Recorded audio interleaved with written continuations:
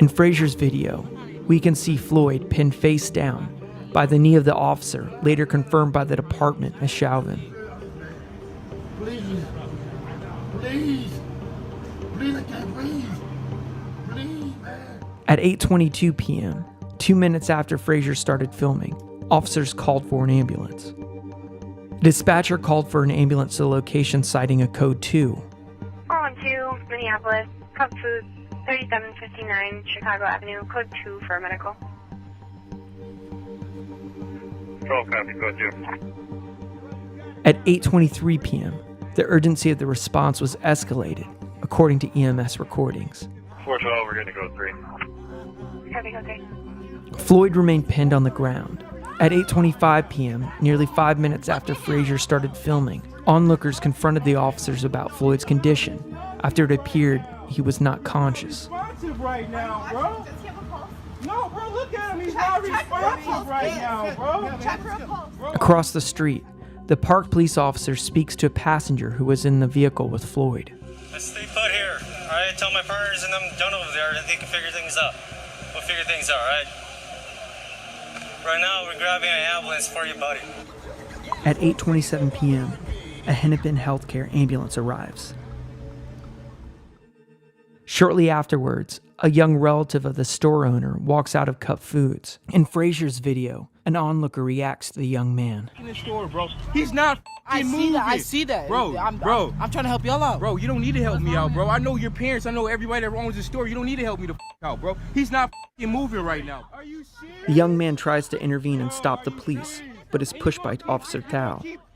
Officer Chauvin lifts his knee from Floyd's neck around 8:28 p.m. after 8 minutes and 46 seconds, according to a criminal complaint filed against the officer. Floyd was placed on a stretcher around 8:29 p.m.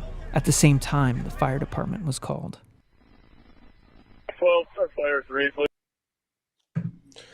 All right, so welcome everybody to Ask Truth Apologetics. I'm here with Chloe Waked. Am I pronouncing that correctly? Waked. Waked. Okay, gotcha. So one of the, whoops, I'm sharing the wrong thing here. One of the reasons why I started this out is because we're going to be talking about abortion right now. Chloe is very big into the abortion, stopping abortion movement, right? Pro-life movement.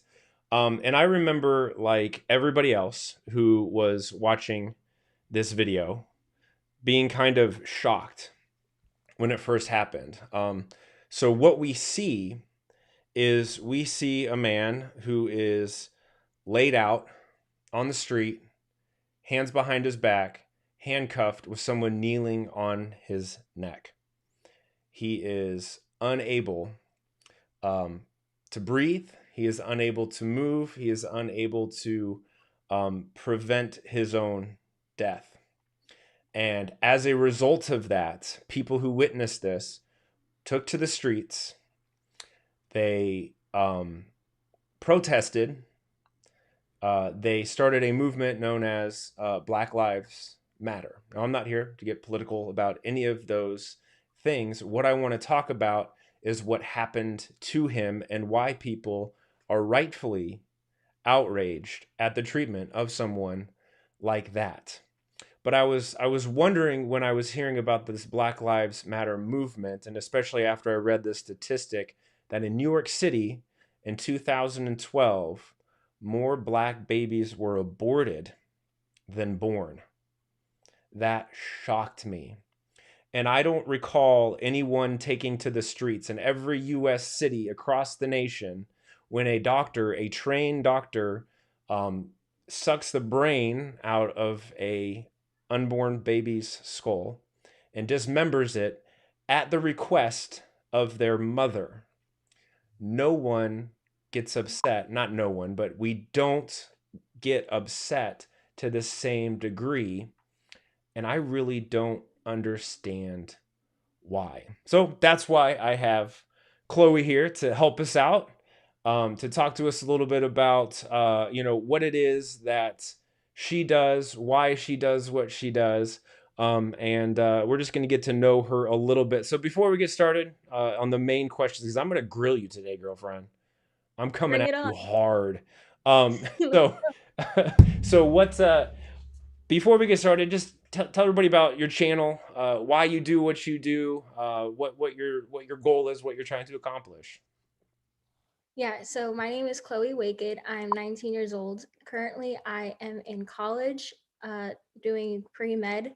And in a couple years, I want to go to medical school to be an obstetrician gynecologist, which, if you guys don't know, is dealing with women's reproductive health. So birth control, delivering babies, pregnancy, anything that has to do with women's reproductive health, that's what they take care of. And it's very interesting how God's kind of, I'm a Christian too, by the way. It's kind of interesting how God's kind of led me to that career path. I was taking an anatomy and physiology class my junior year of high school, and I fell in love with science.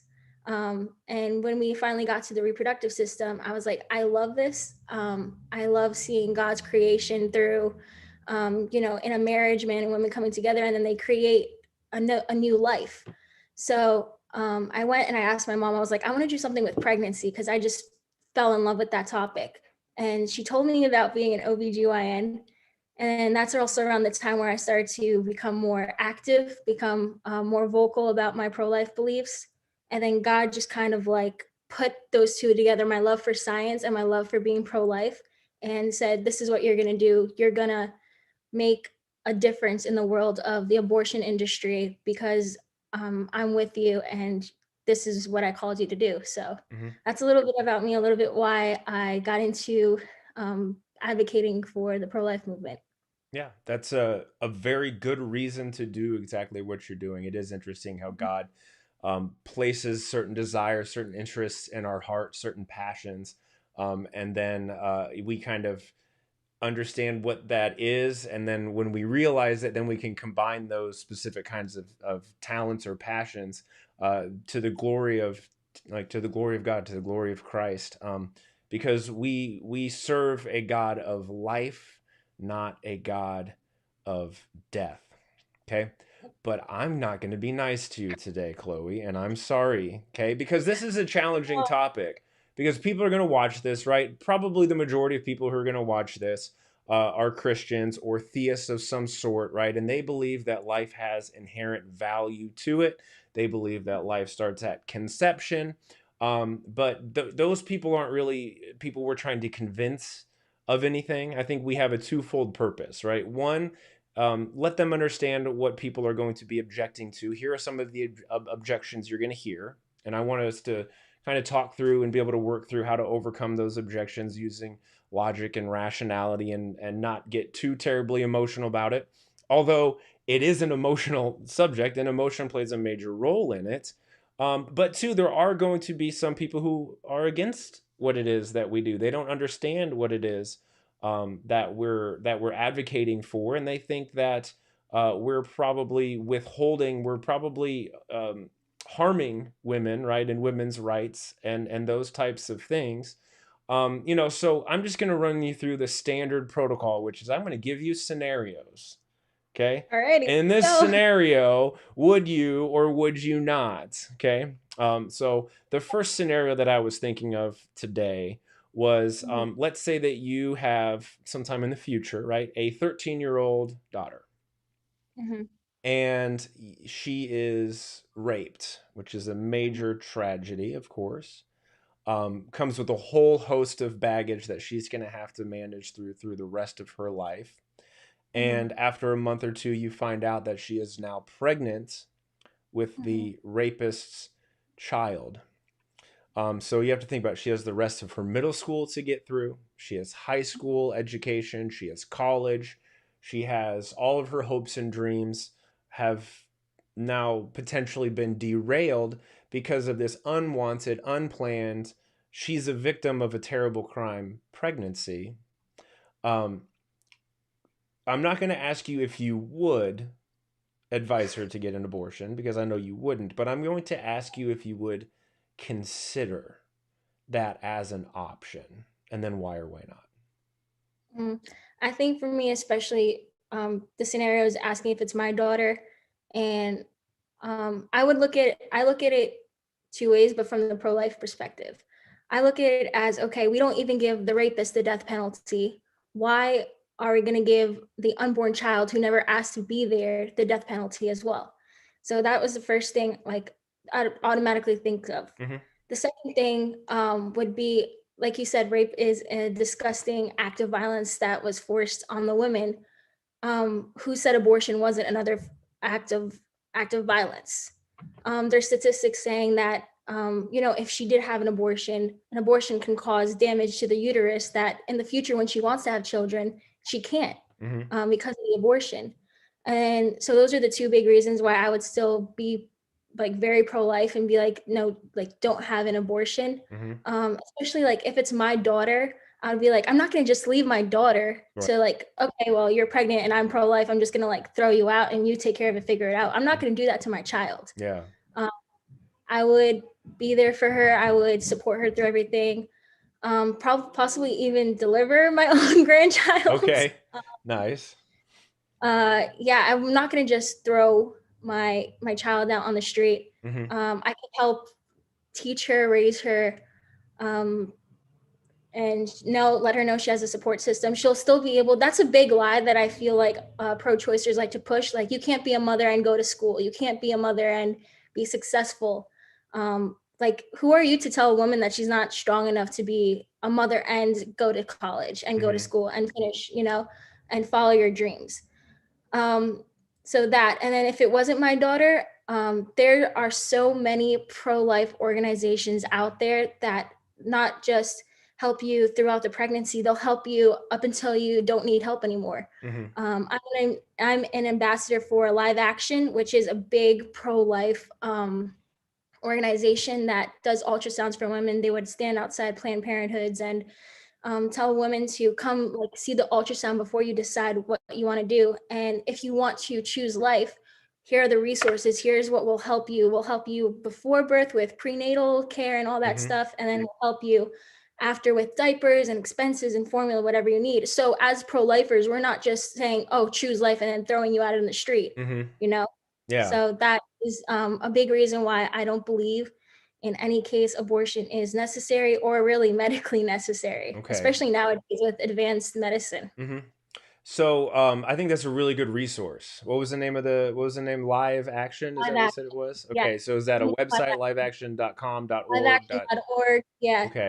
You can look on Instagram, just look up Live Action, and the creator is very pro-life. Her name is Lila Rose. Yeah. And a very big pro-life organization. Gotcha. Okay, so I assume that they take donations, they take volunteers to go stand outside of these abortion clinics. Now, are they nationwide? Are there maybe other organizations that are larger? Is this one essentially the one that people need to go to?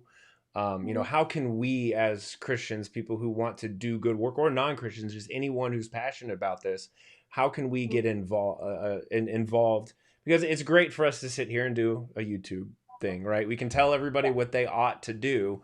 But I want us to, A, be able to do it ourselves. And B, I want people to have an action plan. How do we go from point A to point B, and how can we support this? Yeah. You can donate to Live Action. You can, like I did, become an ambassador. They give you content. They would like send you emails teaching you like what you could say when you're talking with pro-choicers. They have sometimes in your certain areas, they would have the organization go out. So you can go out like with them in front of the Planned Parenthood, and they'll teach you all these different things that you can do, give you resources, or even just like being an advocate online and educating people on it, because that is something that's really, really lacking, the education and telling the truth about what abortion is. Yeah, no, I think that's 100% correct. I was having a conversation with someone earlier today, just kind of talking about this, coming up with interview questions, and one of the questions that I asked them that I will ask you is, when did you first, how old were you when you first learned about what abortion was, or at least remember learning about it? Do you recall? The first time like I actually understood what abortion was, I think I was maybe 15. Okay. So not And that we, long ago, since you're such a yeah, youngster. no. That um, was like 20% of your life ago, though. yeah. It was after watching the movie Unplanned, Okay. which is following the real life life of Abby Johnson, Okay. who was a former Planned Parenthood director. So she was like at the top of the food chain. Mm-hmm. And like she wouldn't do abortion. She wasn't an abortion doctor, but she would like run the entire Planned Parenthood, the Yeah. clinic. And it basically follows her along one day where she actually sees an abortion being performed, Mm-hmm. and she sees like what's happening to the baby and how like it's sucking the limbs and the baby is dying inside the womb. And she runs out of the exam room where they're doing it, and she starts crying because she doesn't know what the abortion intended. You know, she knew like, yeah, the baby's like, you're terminating the pregnancy, but she didn't know what it actually means to sit there and watch the baby die in front of her. Mm-hmm. So it's like a radical story from a Planned Parenthood director to a pro-life advocate, and she did a 180. So it was after that I was like, this is what I want to do. This is what I'm passionate about, because that made me cry so much as Mm-hmm. well. Yeah, just talking And then about it is, if you Mhm. really look at it, if you think about the mechanics that go behind it, it's horrible, right? And we just saw the tragic scene of George Floyd, and then we think about, like I said earlier, we think about that, he was, he cried out for help. He at least had a voice to say, "Help me." Where, we're called, as I think, as a first world society, to help those who are in need, right? But especially as Christians, we're supposed to give a voice to the unheard. um, and who's more unheard than the unborn? Yep. And it's, to me, what's crazy about the whole thing is, George Floyd's parents, they go on the stand, and they have these statements, and they're just absolutely heartbroken, right? That this tragedy has happened to their child. And yet we read in 2012 in New York City, let me look at the statistic here: 31,328 babies were Mhm. aborted, right? They couldn't cry out for help. They didn't have the ability to stop what was happening to them. Mhm. And none of that could have happened to them without their mothers asking for it to Mhm. happen. Um, Yep. and to me, it's criminal. To you, it's criminal, right? It's the termination of a human life. But where we start to get into the question, right? Because you and I were theists, right? We Mhm. believe Imago Dei, were created in the image of God. Um, Yep. but more and more, the world, especially the first world, is growing secular, growing atheist, growing new agey, spiritual, kind of whatever feels good, do that type of situation. And we're very, this is America, man. We need choices. We need choice. Golly darn it, right? Like, I should be able to carry my gun. I should have free speech, and I should be able to murder my babies if I want to. Okay. Mhm.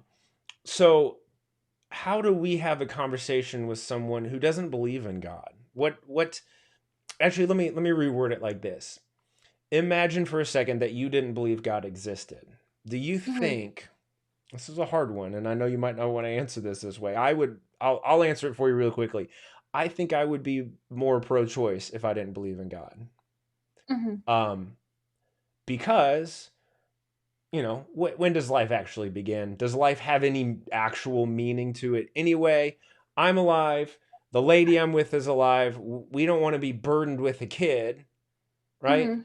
There's no afterlife. There's no judgment. There's none of that kind of stuff in my mind. So Mhm. what's the deal? So what would you imagine your position being if you were an atheist? It's funny because like I know a lot of pro-life atheists. Like I Really? have Yeah. communication with a lot of pro-life atheists, and when I would ask them that question, I was like, so like, why are you pro-life? They would say, well, I believe in the science, and science says life begins at conception, therefore I think it's murder. Okay. So I think that's like a big reason, and especially me loving science. Yeah. I think I would lean towards more that. Like, you guys are just killing an unborn child. That's just messed up. Right. You know, I Right. think I would be as vocal though, but I would definitely be like, no, that's screwed up.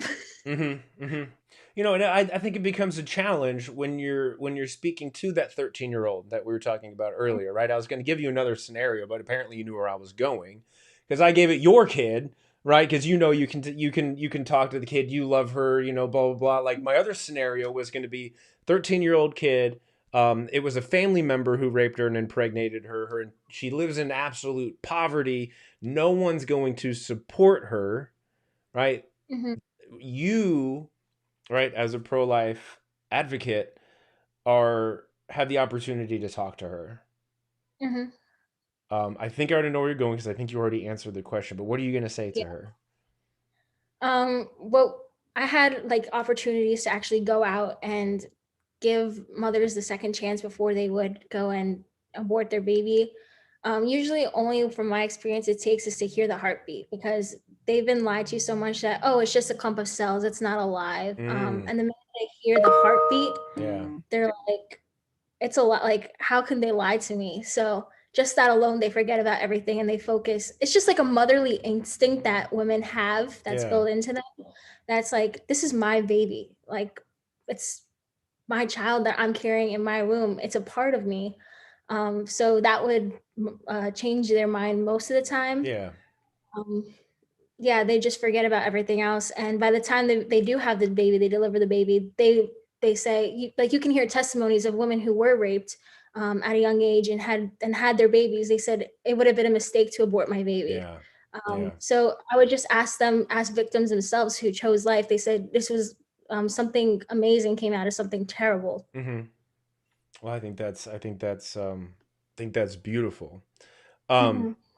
Sorry, I'm looking at my notes here.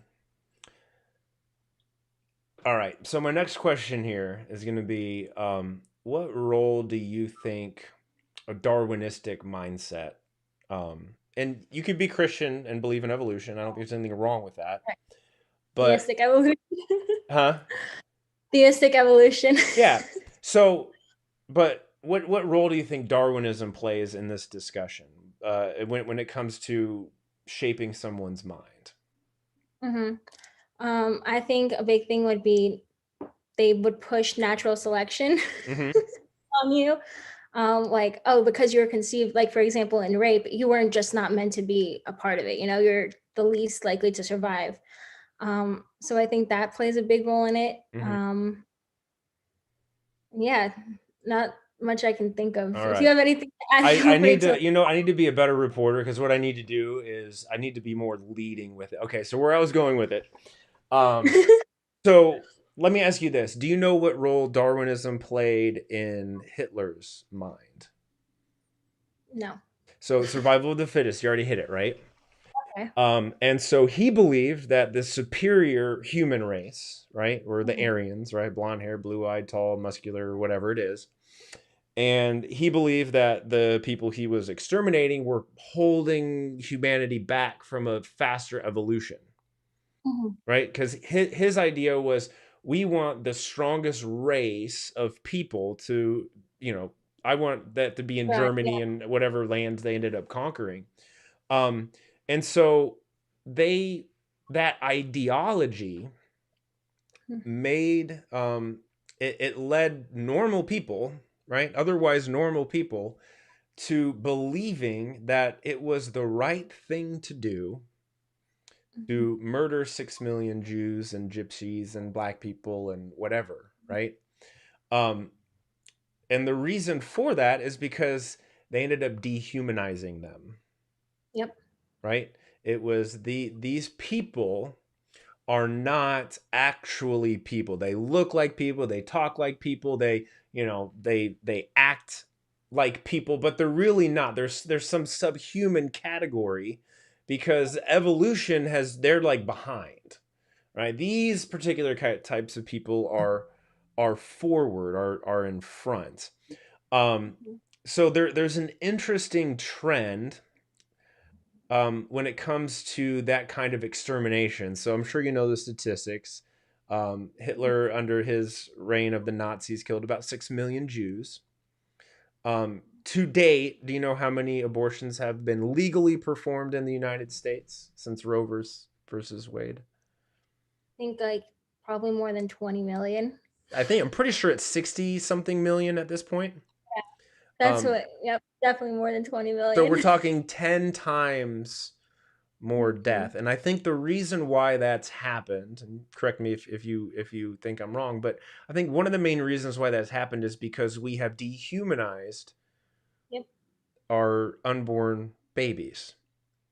Mm-hmm. So, Yeah. in your opinion, what makes a human a human? My opinion, as soon as life begins, that's when it's a human, and life begins at conception. Once an egg is fertilized by a sperm, it has all the DNA that is going to develop throughout the 9 months. It has the hair color, the eye color, the skin color, the fingerprints, and all the genetic information is there, and it just needs the time to develop, to grow. And yeah, 95% of biologists say life began at conception.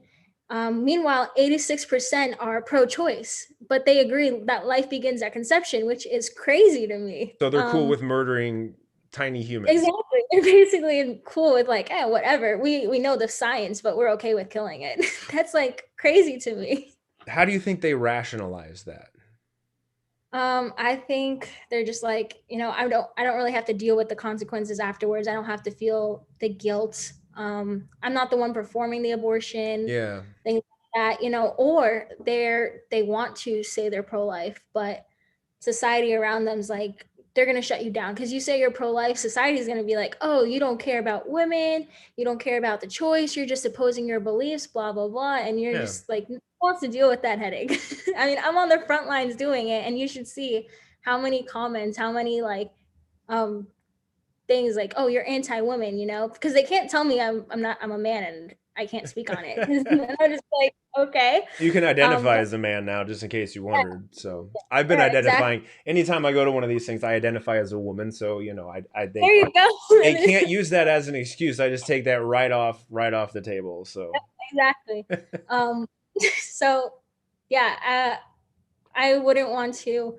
That would be a good question to ask a pro-choice scientist that believes life begins at conception. Right. That's what I imagine them like. They're just not caring or don't want to say anything. Yeah. And I think what it ends up coming down to is I think most people do recognize the child as a human, right? Obviously, it's not a monkey or, a jellyfish or anything like that. Like, I always ask that question, like, what is that? Like, when a sperm and an egg come together, is an elephant going to come out of there? Like some sort of weird alien thing? They do kind of look like aliens when they come out, but that's a completely different story. But like, what is it? Like, it's a human. Okay, well, when does human life have value? When can we do this right? And I'm not going to go down the whole list of like, what if someone's on a ventilator? Can you just kill them then? Or, like all those types of things. Because I think those are a little bit old and worn out arguments. I was totally going somewhere with it and it escaped me. I've heard people pro-choicers call it a baby or a fetus, a parasite. And the problem with that is, see, pro-choicers aren't very smart when they choose words to define a fetus, because they don't like saying fetus because fetus is baby in Latin. Right. They would say it's a parasite. Okay. To which you would respond, look up the definition of parasite. The definition of parasite is being of another species. A parasite is would be a flea on a dog. Right. There's not a dog on a dog. A flea is a different species. Right. So what species is the baby in a mother's womb? It's a human. Right. It's a human. It can't be the same species. And even so, be like, well, you are a full-grown parasite then. Like, yeah, exactly. Yeah, how far do we take this? Because let's be honest, like us humans, we're kind of parasites to the earth, right? We churn it up and all, we litter and all that kind of stuff. So, where does it matter, right? It just comes down to defining life, viable life, what's human, what counts as human, right? And then determining, what is more important. That's actually where it's going. What's more important, the rights of the mother, right? The full-grown human, right? The human with sentience and thoughts and feelings, versus, you know, the zygote or whatever stage of development that probably doesn't have thoughts, right? Probably doesn't really have feelings. You know, shouldn't this one here, like the big one, the more developed one, shouldn't that one have more rights over the smaller one? See, that's also like a funny thing. Again, you can use what I've like learned talking to pro-choicers and just doing a lot of research is, all right, well, once, like for example, a toddler still depends on, is not a fully grown human. It still depends on the mother and the parents and all that thing. So, and it's still growing. So what's the difference to me? A zygote and a toddler is just a stage of life that you're going to Right. grow into. And even when it's born, it's still like, if the mother's breastfeeding, it's still relying on the mother. So how is it like a nuisance there? That's Like it's just a true. different stage of life. But you know, my mother told me quite a few times in me growing up that she brought me into this world so she could take me out. And I always assumed that was legally true. Is that true? I'm just kidding. I think if you were, especially if you were born, it would definitely be murder. Okay, okay, gotcha. And then there's a certain amount of weeks, right, when it becomes murder and Yeah. all those types of things. Here's a tough question too. So, if can you think of any scenario? I'll give you a scenario. The baby is going to die. So I actually have a friend. Um, he and his wife found out X amount of weeks into pregnancy that their baby didn't have a skull. Mm-hmm. For sure, 100%, this baby's going to be born and die Mm-hmm. immediately, right? Like Mm-hmm. no question aside from just like an insane miracle that this Mm-hmm. child's going to die. Now they're both Christian. They went home, they prayed about it. They decided to keep this child, right? But you have to imagine what they went through. Yeah. Here's this woman housing a child, knowing, you know, every mother wants to give birth, right? So they can see their baby, right? Meet the child that they brought into this world. Um, but she, you know, so when a woman starts to feel labor pains, yes, they're scared because it hurts, I'm sure. I'm acting like I know. It seems like it would hurt. Um, and then you know, but there's that hope. Oh, I get to hold my baby. I get to see. I get to meet them. I get to, you know, like watch them grow up. This whole thing, and they didn't have that opportunity because as soon as that labor pain hits, right, Mm-hmm. dread. Not only is it gonna hurt physically, Mm-hmm. this baby's gonna come out and die pretty Mm-hmm. much immediately. Now they did it. They went through it. Yeah. Um, Mm-hmm. do you think that abortion for that special circumstance should Mm-hmm. be an option? Not that you would want it to happen, but do you think it should be an option from kind of a legal standpoint? See, in my mind, I'm still like, especially like as a Christian too, the babe having an abortion is forcefully killing it and not even giving it the chance to Mm-hmm. survive, to try to survive. Like you're just purposely killing it and you're basically giving up on the baby. Like, you know. Um, I actually do also have a very close friend of mine I graduated high school with. His parents had a baby. Like they were telling her like she's not gonna make it past like 2 hours old. She's gonna die. But they went through with it. They had a baby and they named her Hope, Mm-hmm. which is like it's crazy that you brought that up. But she ended up making a couple months, like a couple good Oh wow, months yeah. before she died. Mm-hmm. And I would ask them, I was like, well, did you ever consider having an abortion? Like, you know, you didn't want to go through all of that. And they said they wouldn't change those few months that they had with her for anything. Mm. And they're like, I'm pretty sure Hope would have wanted to live those few months to meet her siblings and her parents. So that's, I think, what's on the back of my mind. If it were me, like as a mother, I would definitely want those however long I had with my baby and to not have the guilt of saying I gave up on my baby. Yeah. I let my baby do its best and then give it to God. Yeah. For a legalistic purpose, what do you think? I still think it's murder. You still think it's murder? Okay. I Yeah. still don't think there's No, any good that's reason for abortion. so I've heard, you know, what if it's like a medical thing, right? Like the mother's going to die because of some crazy complication going on with pregnancy, like the mom's going to die. It's too early to take the baby out, C-section, all that kind of stuff.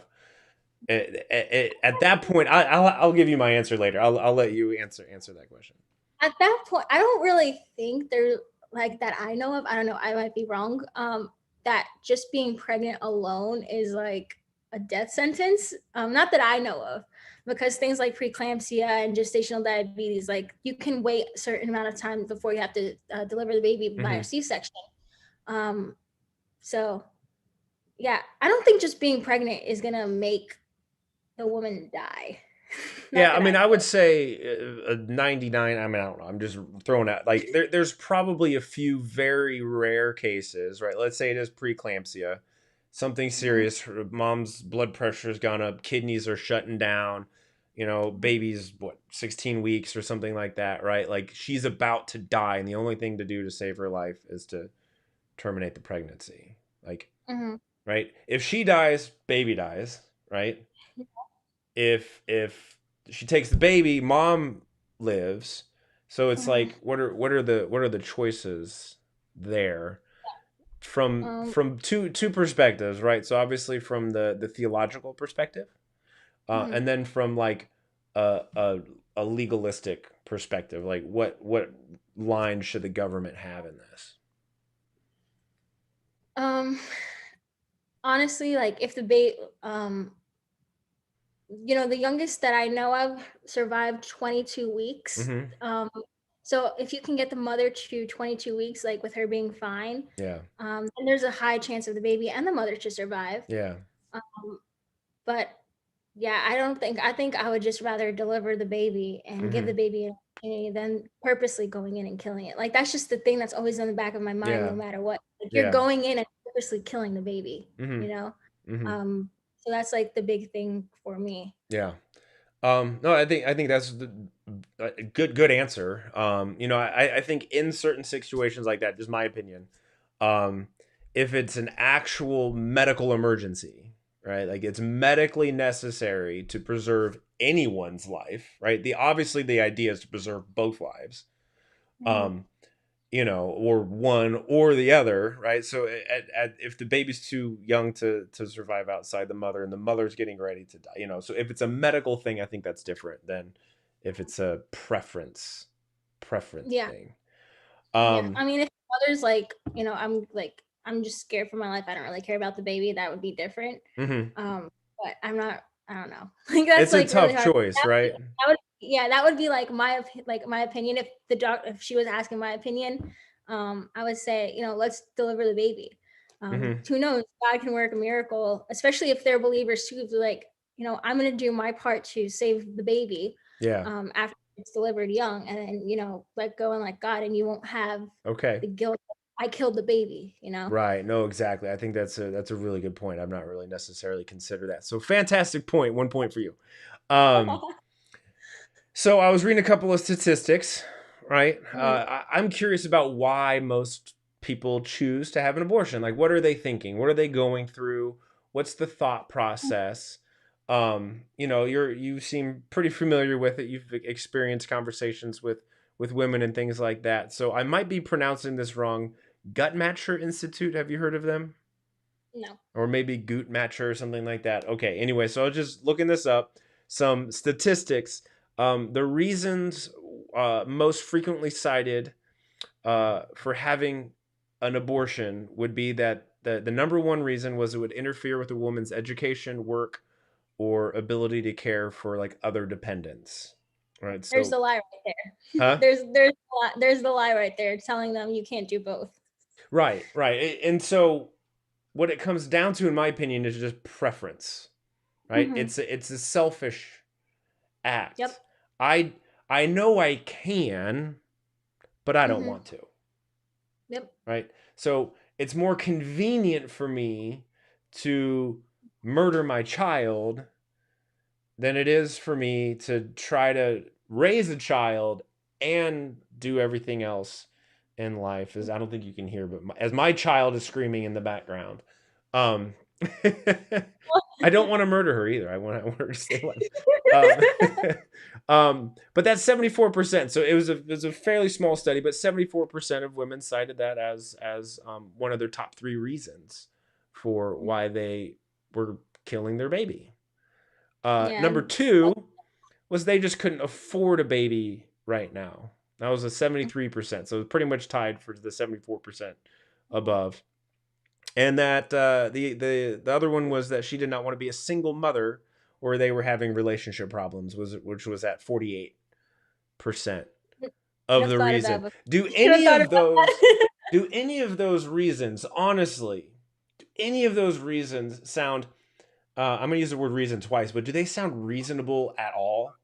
Like, I understand, like, honestly, I can understand the thought process of someone like, oh, I was raped, it's incest, it's going to have Down syndrome or something. Like, I can understand that process, but I want to finish school, or I just have other kids, I don't want to deal with this new kid. And I don't want to, like, I'm starting to realize that if there are people who are listening to this that have had an abortion, right? So I think it's important that we, we're lighthearted. We joke a little bit about it. But it's, I don't want them to feel more guilted by us. Right. They have enough guilt, I'm sure of it, on their own, and all those kinds of things. So I just want to make that announcement. We'll talk to them here in a minute. But do you think any of those reasons are valid reasons to? Those reasons sound like them using my body, my choice, which is a complete and utter lie. Right. Well, it's just a matter of convenience, right? Yeah, exactly. That's what basically what my body, my choice is. It's like, oh, it's convenient because it's in my body, so I can do whatever I want with it. It's like saying, I'm in my house, so I'm a part of the house. Like, that doesn't make any sense. Well, I can decorate my house however I want to. How about that? Bing bang. Exactly. Right, my kidney, my choice. I can just give it away to somebody, I suppose. But it doesn't kill me, right? Can't give away both my kidneys unless I want to be on dialysis the rest of my life. Okay, like, and I can't afford the baby, right? So some analogies I've heard people give in these types of situations is especially for the poor thing. Well, she just doesn't have enough money to raise a child. And I always imagine, my mind is not very good, but my mind is like, all right, well, let's walk into a place where, they're in poverty, and we should just kill them. We should just machete, axe, machine gun, whatever it is. We'll just, because your life isn't worth living because you're poor. Is that a valid reason to terminate a pregnancy? I don't think so. Right, it's a concern, right? It's definitely a concern. Yeah, but I think a lot of these women, and I think it's great what you're doing, right? You go, look, baby has a heartbeat. Here's a picture of your child, right? And by the way, here's a list of therapists you can talk to, counselors you can talk to. You can register, and we will pay for whatever things that you need as far as necessities go. And you are bringing this child into life, and they might not have fancy cars and drive around in golf carts and stuff like that on their neighborhood, but they can make a pretty good life out of themselves, because they have, like your friends named their kid, that's hope. What hope do they have otherwise? Yep. Yeah, you don't have any hope if you're dead, if you're aborted. Right. And I may just be completely making this up, but someone, I can't remember, was it Oprah or something, was like a baby, like a rape. She was born because of rape or something like that. I may be completely just making that up. I've heard it before. I've not verified. But people who have, could have easily been aborted have, grew up poor, and then they can make something of themselves. They can, have their own TV show and throw keys to people. That you get a car, everyone gets. Look at Ben Carson. Ben Carson was almost aborted, and now he's like one of the most top doctors. And he would go on, and he wasn't wealthy either. Yeah. Now he says, I'm glad my mother didn't choose to abort me, because I wouldn't have been able to do the things I do. Right. Obviously, you wouldn't be able to do anything. So. Exactly. So there's a lot of people who are like that, who would have been aborted. If it were for like pro-life ministries and people going out and saying, look, your baby is alive. I don't think we would be as advanced in technology if people were just aborted left and right, like without people going and saying that's wrong. No, I agree, 100%, 100%. Mhm. Some other fun statistics that I was reading about. So, um, four in this study, nearly 4 out of every 10 women had an abortion if it was an unplanned pregnancy. Mm. Right, that's nearly 50%. That's not a good. That's terrible. So Yep. it's like it's flip a coin. If you're a result of an unplanned pregnancy, there's about a 50% chance that you're Mhm. going to be aborted. Again, terrible, Scary. terrible reason. Um, Almost 1/3, so 1 out of 3 were not ready to have a child was one of their reasons. Mhm. And one of the smallest percentages, I know you're gonna think it's rape or incest, but that they didn't have this on this study. Fewer than 1% said that it was their parents' or partners' desires for them to have an abortion. So it's very rare that there's any pressure from the outside. It's Right. usually an internal, at least what people are reporting, right? Um, so I just found that interesting. Now, do you have any comments you'd like to add to that? I know that's not really a question lead in, so if you don't, I've got No, more. it's very interesting. It's crazy. Yeah. So I went to Planned Parenthood's website and I wanted to see what Planned Parenthood has to say about it. Right Hmm. now, I'm gonna foo on them for a second, but I'm also gonna give them kudos. Right, they're Uh-huh. not the worst thing in the whole entire history of the world. Definitely not the best thing in the whole entire history of the world. Right, like Right. Stalin gets the victory on that one. Um, so according to Planned Parenthood, they just have a little section here. Why do people decide to have an abortion? So it just reads like this: if you're thinking about having an abortion, you're not alone. Millions of people face unplanned pregnancies every year, and about 4 out of 10 of them decide to get an abortion. See, so they're using the same statistics as the other person did. Um, some people with planned pregnancies also get abortions because of other health and safety reasons. Overall, about 1 in 4 women in the US will have an abortion by the time they're 45 years old. When you hear that, what do you think? My heart drops. One in It's four, very, isn't that crazy? yeah. It's all like lies because they would Planned Parenthood wouldn't admit this obviously, but Mhm. abortion is their biggest source of income. So of course they're gonna make it look like, oh, we're with you. Mhm. It's your choice. We're here. We support women's choice, and demonize people like us who are against that. But yeah, that is their biggest source of income. You would ask Abby Johnson, who the movie Unplanned was about, and she would say, yeah, that was the majority of our income. Planned Parenthood's income was abortion. Wow. Don't, because they would lie and they would say, oh, it's only 3%, and they do like other health. She was like, no, that is a complete lie. The majority of their income is through abortions. That's why Mhm. they push it so hard. That's why they're so against people who speak out against it. Because without that, they wouldn't. If abortion is illegal, they would all be shut down. Wow. Yeah, that's crazy. That's Mhm. crazy. I have to watch that movie. I'm It's sad to really admit good. I've not seen that documentary. It's really good. I like to watch Shark Week. That's like my favorite documentary stuff. The sharks are really awesome. Have you seen the air jaws where the ones from South Africa jump like 10 feet out of the water? That's amazing to me. Um, so they go on to say that everyone has their own unique and valid, I love that part, valid reason for having an abortion. Some of them, or some of the many different reasons people decide to have an abortion and end pregnancy include they want to be the best parent possible to the kids they already have. Apparently, adding one more just take away from their other ones. Um, they're not ready to be a parent yet, right? These are all super common things. Yeah. So again, convenient. This baby is going to be inconvenient for me. This life is inconvenient. Just going to get rid of it, right? What if I did that with every inconvenient thing in my life? Now I have a cat that is very inconvenient for me. It's my wife's cat, but very inconvenient for me. I don't want it to be around. But is it a child of God? I don't know. It's still alive. We're letting it live. Um, Oh, but it's like you can't just kill things that are inconvenient for you, right? Cancel culture probably says so, but completely different, I mean, I different was probably topic. very inconvenient when I was an infant, screaming and shouting in the middle of the night when my parents had to get up and feed me. Should they just like stab me with a knife because I was inconvenient for them? Well, they got to get Like, the vacuum cleaner out and then dismember you. like what? Yeah. There would be no one left. There would be no parents if that happened. Right. And it's you just, but anyway. um, it's not a good time in their life to have a baby. They want to finish school, focus on work, achieve other goals. They're not in a relationship with someone they want to have a baby with. Shouldn't have done it.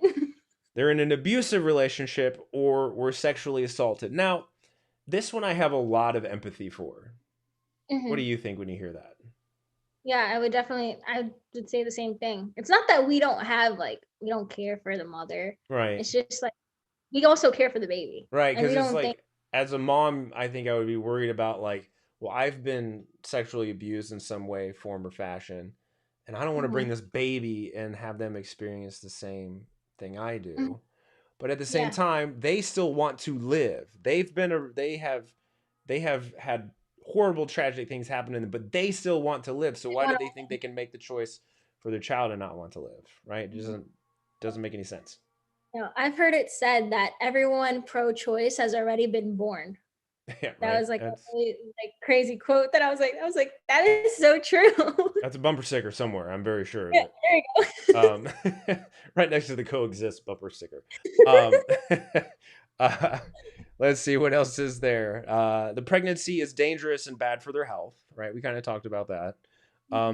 The fetus, and notice how they use the word fetus and not human baby, won't survive the pregnancy or will suffer after birth. And they just don't want to be a parent, which Very, very, very good reasons. I just think, go willy-nilly and do whatever you want. No. that doesn't work outside the womb. None of that logic works outside the womb, right? None of that. So, and they go on to say declining or deciding, to have an abortion doesn't mean you don't want or love children. In fact, 6 out of 10 people who get abortions already have kids, which is crazy to me. And many of them decide to end their pregnancy so that they can focus on the children they already have. And most people who aren't already parents, when they get an abortion, often go on to have another baby later. The bottom line is deciding if you want to have a baby is very personal, and only you know what is best for you and your family. And this is where I'm going to give them kudos. Some things that you want to consider if you're thinking about an abortion, right? And I feel like this is somewhat fair. Am I ready to be a parent? Right? We already talked about that. Doesn't really matter. Would I consider adoption? Which that was what got me excited. I was like, okay, at least they like finally brought up the third elephant in the room. Would give that more as an option when people go in for like appointments. Then I would be a little more nice to them, but they don't. Right. So that was where I give the most kudos. What would it mean for my future if I had a child now? Okay, understand that's something we should consider. What would it mean for my family if I had a child now? How would being a parent affect my career goals? Do I have strong personal religious beliefs about abortion, right? Okay, that's good to consider. Is anyone pressuring me to have an abortion? Would having a baby change my life in a way that I do or don't want? Would having it, and this is what I like too, would having an abortion change my life in a way I do or don't want, right? I think that is a question that a lot of people skip over. Very important question to be asking, right? So think of both. What are the consequences of having a baby? What are my consequences of terminating a baby, right? And then I think we got to pair that with the adoption aspect too, right? Can I have a baby, not have it disrupt my life besides the 9 months I'm, giving birth to it, and then go out, find a family who's an amazing family that can't have children on their own, or they just want to take care of a beautiful child and give my child to them. Like, to me, that's the most loving thing that anyone can do. So speaking of that, I am a result of that, by the way. So my birth mother did not want to have a child. It was back in the 80s. I'll let you know how old I am. Easily could have aborted me, right? Yep. She instead chose to move across the country, hide it from her family, find an amazing family, and give me to them. And I had a great life. right? Yeah. So you know, it's a little bit personal to me when we talk about this, especially the third option, which I think a lot of people forget about, right? Hmm. 'Cause I think Yeah. a lot of people think adoption means like you just, you know, drop them off at the local fire station and they like give them to you know, what Daddy Warbucks, what was the name of the lady who had the with Annie? I can't remember. You're probably too young. You've no idea what I'm talking about. Never mind. I mean, I've heard of Annie. I just like never had Yeah, time so to well, watch it. because she was in like an orphanage, and I Mhm. can't remember the lady's name. She was a super crooked lady, but anyway. But I think that's what people think. People think like, oh, it's just a bunch of kids with like somehow they're in a coal mine all day long, fighting each other, you know, out on the street somewhere. But it doesn't have to be that way. Like that's it Yeah. doesn't have to be that way. So Yeah. The interesting thing that while I was like doing research, like how to respond to people is like, oh, well, you're just gonna leave the baby. They would be like, oh, they would say, oh, the foster care system is like not good, or the adoption system is not good, whatever. And I actually found a statistic that there are no newborn babies in the system. Like they're adopted within the first like month or two. They just get adopted, so they're not even in the system well, at all. and as a parent, you can find a lawyer. There are places to go and go, I want to interview. That's what my birth mother did. Interview Mhm. families, Yep. right? And I, you know, the lineup, you know, however many families there are, you know, interview them and go like, you guys are the ones I want to raise my child. Yeah. Like 33 adoptive parents to one baby.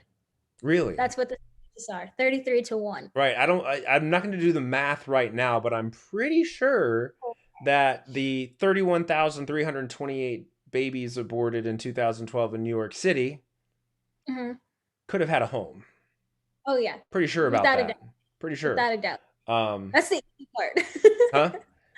That's the easy part of like getting them a home. It's like we'll help you with that. Just have the Right. baby. No, exactly. You know, so but I think it's important people know that. I think a lot of people just maybe don't think about it because there's so much tension between pro-choice and pro-life, right? So people think that pro-choice you have two choices. Life, death, right? No. There's a third choice, which is life, and you don't have to raise the baby yourself, right? Mhm. You can find a family in a home that is going to take care of that child. Right. So Mhm. there's my shtick. That's actually all the questions that I have for you today so far. Is there anything that you can think about that you would like people to know? Tell them a little bit about. I think we told them about your YouTube channel, but if anybody's watching this now, go subscribe to her. She's got some cool stuff. Um, and Sure. yeah, I mean that's all I can think for now. So what would you like to say to everybody? Yeah, if you guys have any questions, if you guys want to know how to, I guess, answer pro life, pro choice objection, back in October, we went to, so they have like a women's march that they go to that is a pro choice march. They say like, oh, like abortion is a right, whatever. Um, and we went with my school, and we would counteract, we would hold up the signs that said she could be, and it had like, she could be, Mm, RBG, she could be, like whoever. right. And we were counteracting the march, and I would have adults come, like grown, like older than me, that you should be respectful, come up to me and curse me out. We had people throwing water at us. This random like guy, he was like all masked up. He came with an orange spray can and would spray our signs so much that I actually had to like pull my sign away, and the spray paint got all over my clothes. It was crazy. I had people flick me off. I had parents right in front of me teach their kids how to give me the middle finger. Like they were helping their kids give us the middle finger. Imagine that. Like cursing us out. And I would be the one, because I like to have conversation with pro-choicers. I would like invite people over, like come in and talk. Like we'll talk for a few minutes about like our beliefs. I had this one girl around my age. She came, and what I like to do to evangelize is to ask them, well, why are you pro-choice? They would give me their reasons, and then we would talk about it. And she asked me, why are you pro-life? And I said, well, foremost, I'm a Christian, and I believe, God says you're fearfully and wonderfully made. You were before I knew you were in the womb, I knew you, things like that. So it's kind of like a good way to evangelize Christ while evangelizing the truth of being pro-life. Yeah. She's at the end of it, the discussion. I was wishing, because they had cameras all around us recording everything. I was hoping while we were in the dialogue that a camera would come and watch us talk. Yeah. And it would be like, look, this is how two young people who opposite views can just talk. You don't have to be, yelling at each other, cursing at each other, just being terrible to each other. It's possible to agree to disagree and have like a good healthy dialogue. Yeah. But they weren't catching that. I wanted to be like, hold on a second and call a camera over. Well, you know why they're not catching that, right? Yeah, because they don't want to see it. Nobody wants to see that. Nobody wants to see two people get along and have a conversation. That's terrible. Yeah, that's why it's a point. Whenever I talk about it, it's a big point because I want to mention it because I remember that so clearly. And, at the end of the dialogue, we were like, thank you. Like, you made me think. She was telling me, like, you made me think my position. You made me, like, really question why I'm pro-choice. And I was like, man, I just wished I had that on camera because it was so fruitful. Yeah, it was powerful. They don't want to, nobody wants to, like, show that side. They just want to see the hateful side. And it was crazy. Yeah. One thing I did forget to get to before we go, I want you to look into the camera lens. You don't have to like really look into it. But I want you to have a conversation with a mother or someone who was potentially a mother who did have an abortion. And I'm just going to ask you, do you hate her? No, that's a big thing. Yeah. Misrepresented. Real pro-life advocates will not condemn, because I have family members in my family who had an abortion. And I personally see the impacts that, you bring it up, it's a sensitive topic and they regret it. So I personally know how people who regret having an abortion feels or who had an abortion feels. We do not hate you, but take that as like an opportunity to go and tell your story. Tell the truth about how you felt, how you were treated by Planned Parenthood. But do not believe the lies of pro-choicers that, pro-lifers hate you, pro-lifers condemn you, pro-lifers think, this is the word, like pro-lifers think you're a murderer. We don't think that, like, whatsoever. But yeah, we don't know, no pro-lifer, no real pro-lifer that actually cares about the cause is gonna condemn you. Yeah. Yeah, because they made a choice with the information that they knew and with the convictions that they had, right? Now, nobody knows what would have happened if they had learned something different, right? But I think you're right. I think testimonies can be very, very powerful, right? But a testimony, let's be honest, like a testimony of someone born into a Christian family that remained a Christian and is just like a great person, it's cool. Like I always go like, wow, I wish I had that great of a life. But that's not as powerful as someone who's like, man, I was shooting up heroin and, I was like falling, like I was in debt and blah, blah, blah, and in and out of jail. And then Christ saved me out of it. That's such a greater testimony. And I think it would be the same thing for a woman who, and again, I'm a man speaking. So is it called mansplaining? Well, have me, so I'm mansplaining right now though, but you can be my backup. Yeah, you're with me. It's good. Okay, I'm cool. I'm with her, everybody. So what was I saying with it? So when see, I always lose my train of thought when I get off bases. That they would have like a stronger testimony. Oh yeah, so they're gonna have a stronger testimony, and they can use. I'm sure they're feeling guilty and maybe ashamed of what they did. And this is another, I think, opportunity to tell them about the love and forgiveness of Christ. It's an opportunity to, I always go straight to the David and Bathsheba story, right? Where he commits adultery and murders the husband of the lady he committed adultery with, but he was still called a man after God's own heart. You can use the forgiveness that you've been given, and you can use that to free yourself or allow Christ to free you, and then go talk to yourself. And what I mean by that is don't look in the mirror and talk to yourself, but go find someone who was you and say to them what you wish you could have said to yourself, right? Like you're going back into the past. And I think that breaks down barriers so much greater than someone who's like, I got straight A's my whole life, but I know what it's like to, flunk out of a class. Like, no, you don't. No, you don't. So I just want to make sure before we leave that anybody who's watching this who has had an abortion, we love you. We understand that you made whatever decision you made was what you felt was best. We don't condemn you. You are loved by God the Creator, by Christ, more than you can ever imagine. And we support you. Period. We love you, and we just hope that if you do, like you said, go out, tell the truth about how you felt. Go tell the truth about how you felt, no matter what that is. So just wanted to get that out there. Chloe, thank you so much for coming and hanging out. I know this was like a quick thing. You were like on my chat, and I was like, hey, do you want to have a collaboration in 2 days? You're like, yes, which is great because most of the time I ask, I can't tell you how, it's been about a dozen Muslim people that I've had this conversation with. Hey, do you want to come on and have a live discussion? Yes, but they never do. Anyway, so thank you for being, like I don't bite. I wasn't mean. Was I mean? No. I'm sorry if I was. I was expecting worse. Were you? Like, okay. Oh, really?